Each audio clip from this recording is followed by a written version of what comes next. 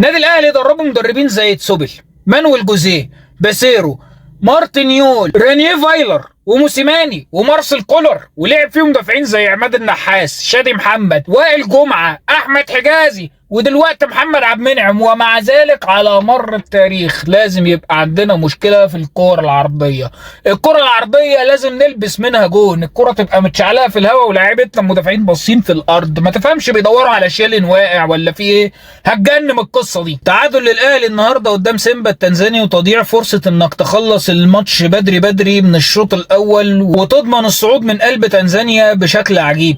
اول حاجه زي ما قلت لك، الاجوال اللي جت فيك من اخطاء متكرره بقالها بتاع 25 سنه بنقع فيها. الحاجه الثانيه العجيبه علينا برضه هي موضوع تضييع الفرص السهله والهجمات المحققه والانفرادات بشكل عجيب. ده احنا بنضيع من قلب الستة ياردة، بنضيع كور ما يضيعهاش لعيبه برجل واحده. برجل واحده ايه ده؟ من غير رجلين خالص. كهربا النهارده جايب جول وعامل اسيست ومع ذلك مضيع بتاع 3 انفرادات. بيرسي تاو مضيع واحده من قلب الستة ياردة، انا مش عارف ضيعها ازاي. لكن رغم كل الاخطاء دي في نقطه واحده مهمه مضيئه في الماتش، وهي نقطه احتفال اللعيبه بالجول الاول ودعمهم للقضيه الفلسطينيه. مش غريب على الاهلي ولا غريب على رجاله الاهلي، هو ده اللي احنا متعودينه من نسر نادي الوطنيه.